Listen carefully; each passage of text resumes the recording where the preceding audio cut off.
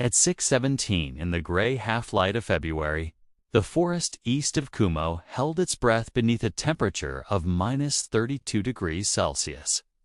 Arvo Lehtinen lay motionless beneath a shallow drift of wind-packed snow, his white camouflage stiff with ice. The barrel of his Mosin-Nagant rifle extended through a narrow slit he had carved before dawn. Angled across a frozen clearing measuring no more than 70 meters from tree line to tree line. He had been in position for 3 hours. He had not moved once. Somewhere beyond the opposite ridge, Soviet boots pressed through crusted snow in slow, deliberate rhythm.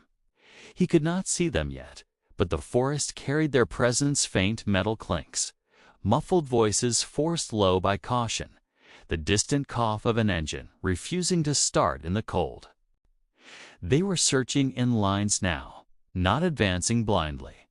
Hunting a thin crust of ice had formed along the edge of Arvo's eyelashes. He blinked carefully, once every few minutes, just enough to keep his vision clear. His fingers, wrapped in wool and leather, had long since lost sensation. Only pressure remained. Pressure and memory. He measured distance by habit, by the shape of trees, by the way sound folded in winter air. 3 days earlier, his company had withdrawn west under artillery fire that shattered the silence of the border forests. Soviet units had pushed forward with mortar, machine guns, and more men than the frozen ground could hide. Orders had been simple: delay, disrupt, survive if possible. Arvo had not withdrawn with the others.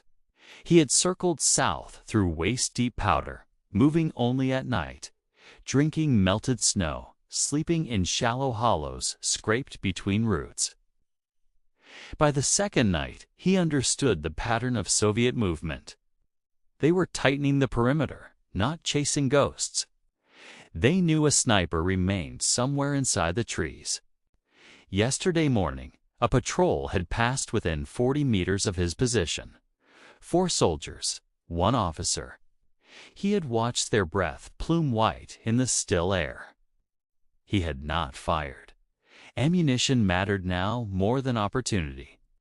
7 rounds remained in his pouch.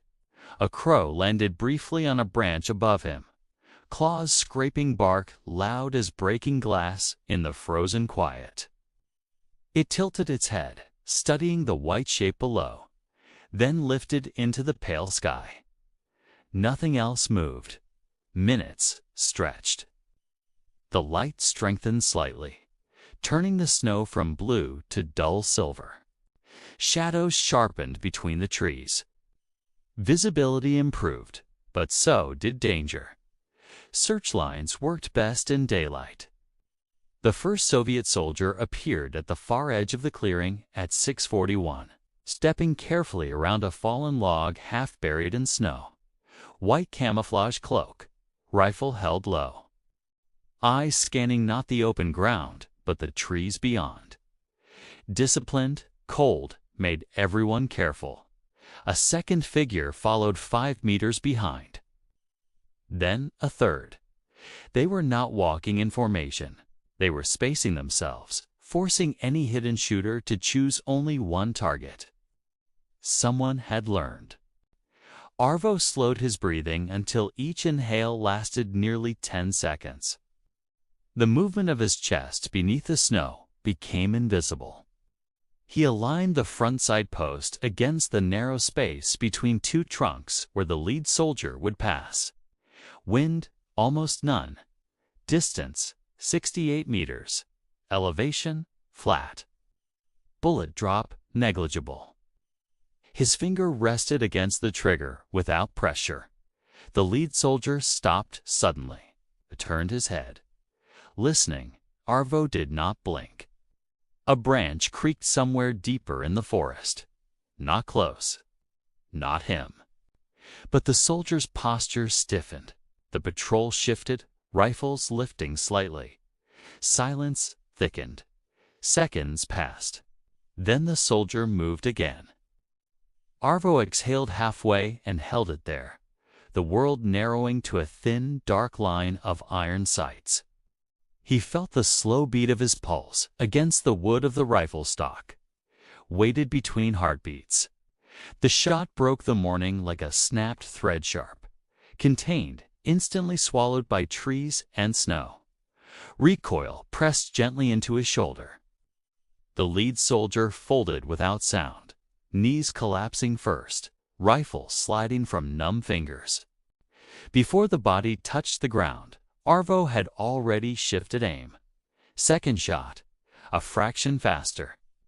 The rear soldier jerked sideways, striking the trunk behind him, leaving a brief stain of dark red against white bark. The third man dropped flat and rolled toward cover, shouting hoarse words Arvo could not fully hear. Echoes tangled in the forest. Arvo did not fire again.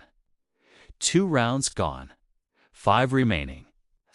Shouts spread outward through the trees, multiplying, overlapping. Snow burst from branches as men moved quickly now, discipline replaced by urgency. Somewhere to the east, a machine gun clattered blindly into the woods, rounds snapping through branches 30 meters wide of his position. He remained still. Stillness was survival. Movement was death. Minutes dragged past while the forest filled with tension. Soviet soldiers fanned outward, cautious again, slower this time. They had seen precision. They understood distance meant nothing. A mortar tube thumped once in the distance. The shell landed far beyond the clearing, throwing a dull column of snow into the air. Adjustment fire.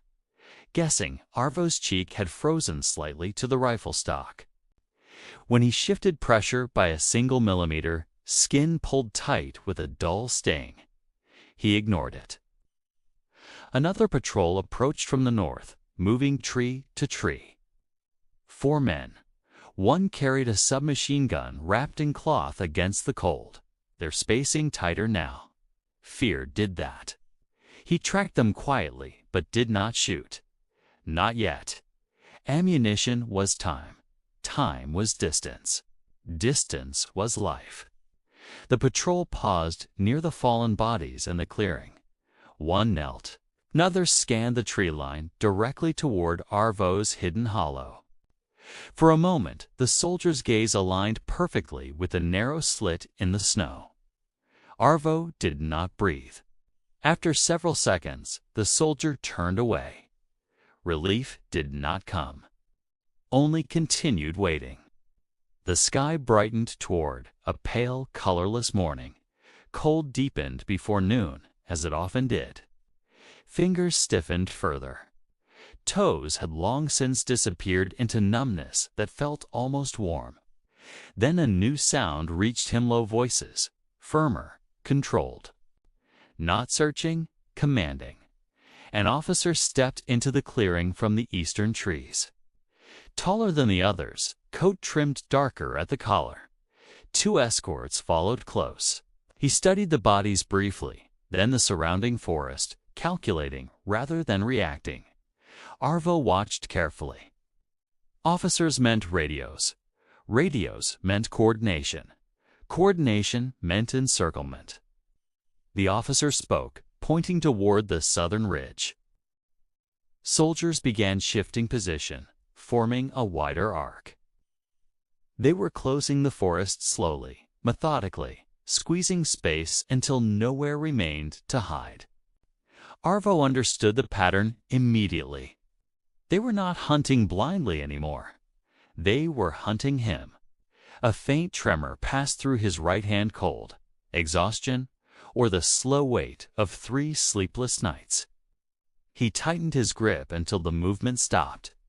Control returned in small degrees. Distance to the officer, 72 meters. Wind, still nothing.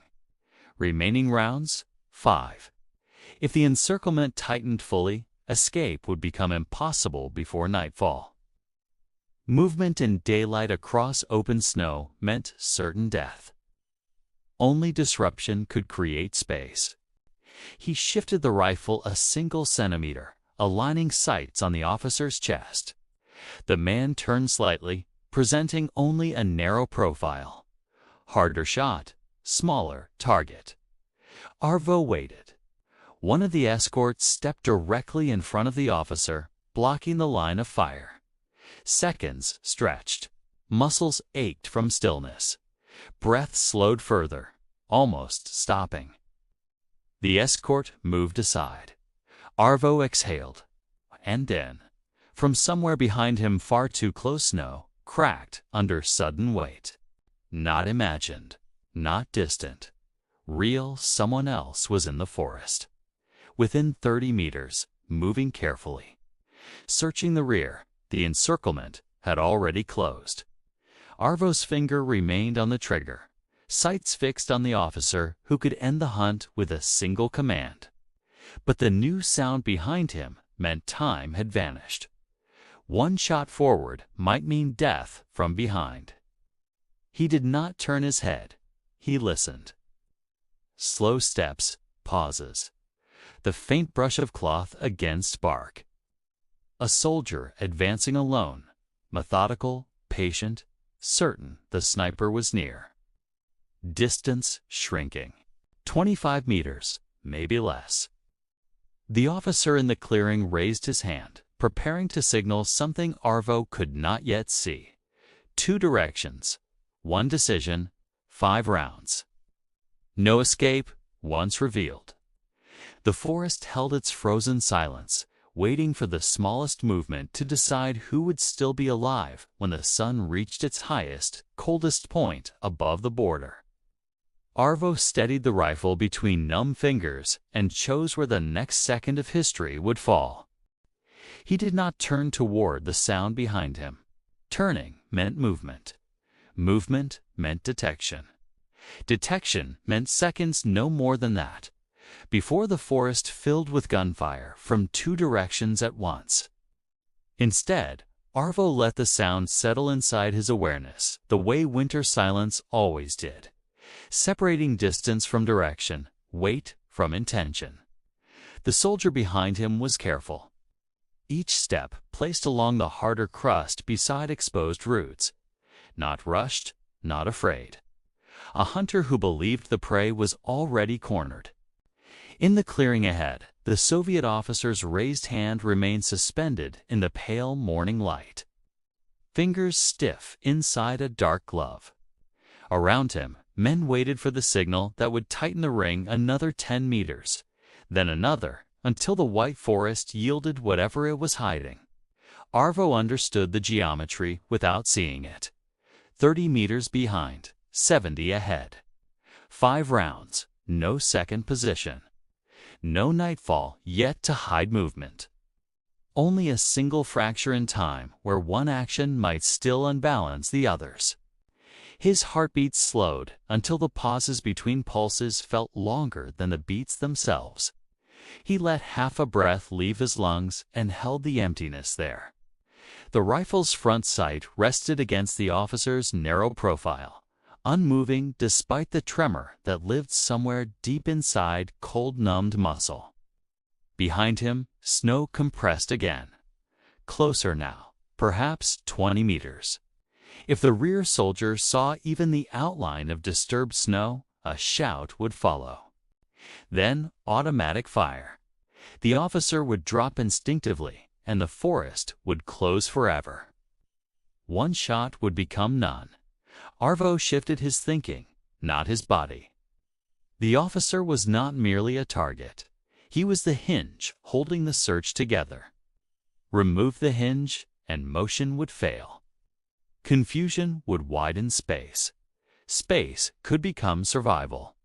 But the rear soldier was already too near. Another step. 15 meters. Arvo's finger tightened a fraction, then stopped. Not yet. Timing was distance measured in heartbeats.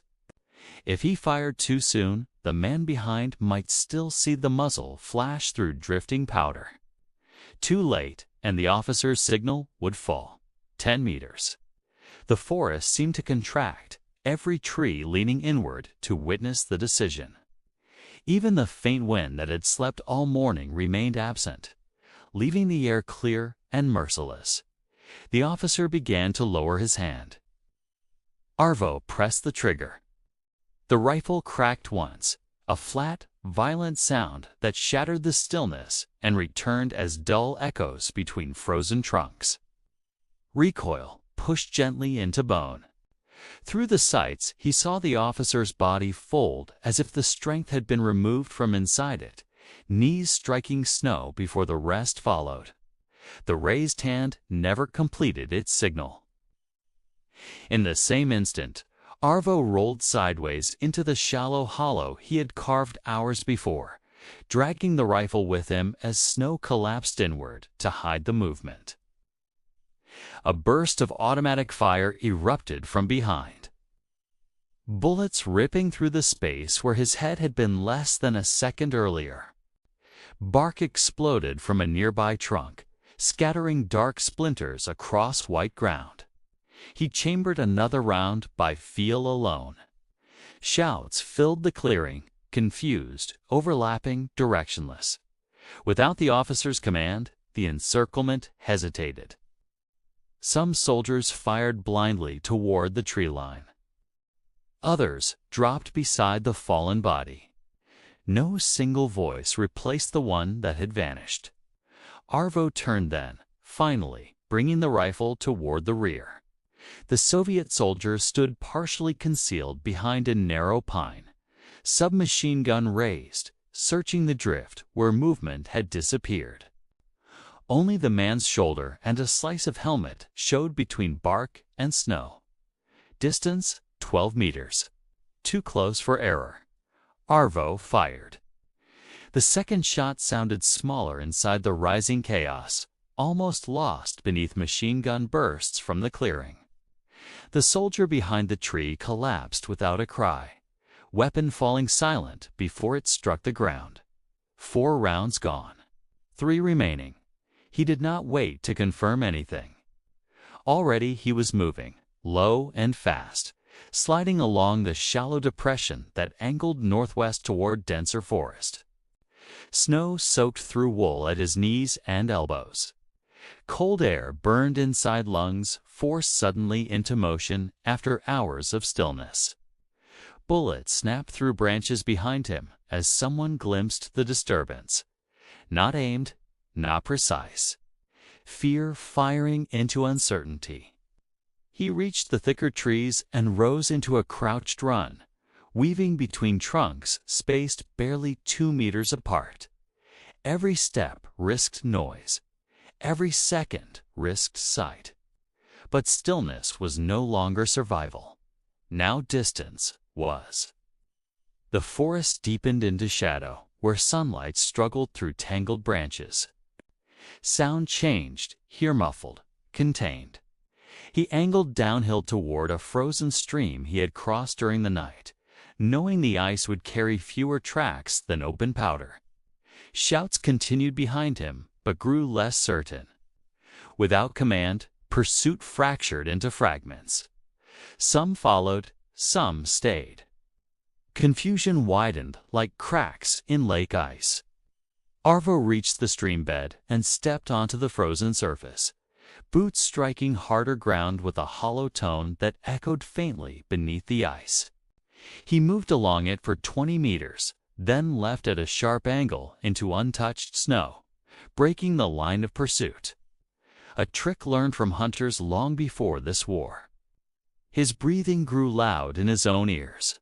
Each inhale cut sharp as broken glass. Exhaustion, held back for days by stillness and focus, began pressing inward from every direction. He slowed only when the forest swallowed all immediate sound of pursuit.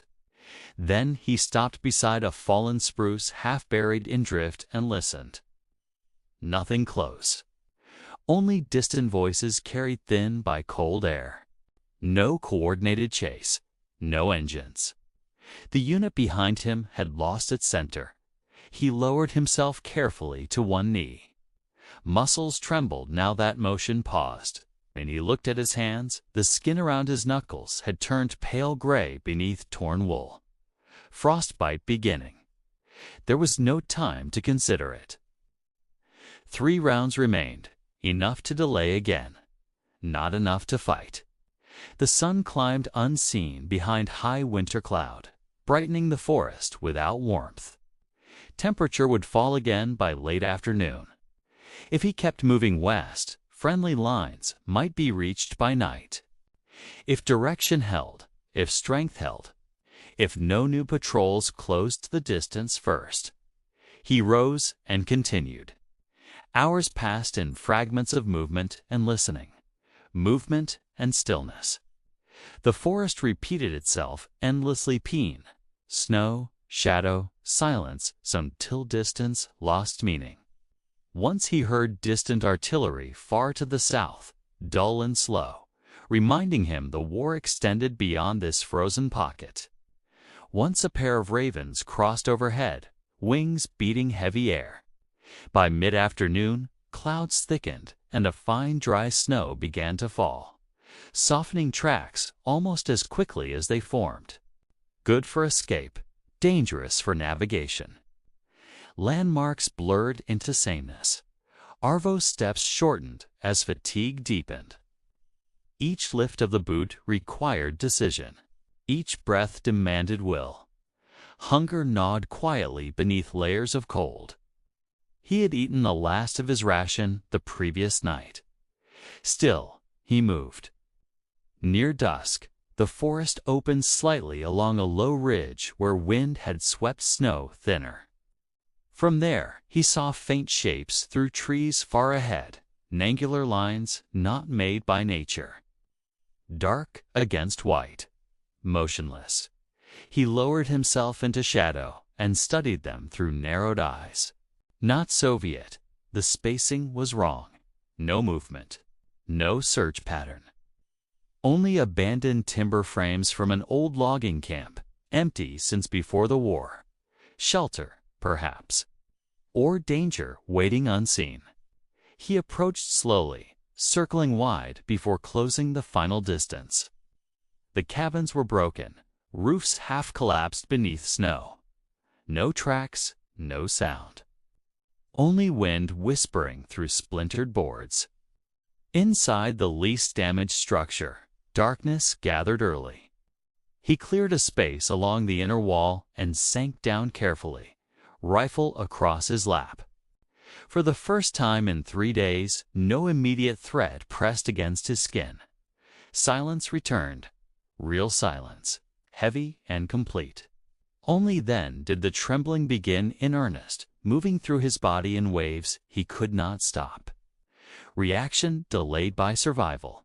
He closed his eyes briefly, but did not sleep.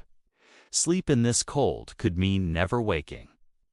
Night settled fully, bringing deeper cold and a sky of hard, distant stars visible through gaps in the broken roof.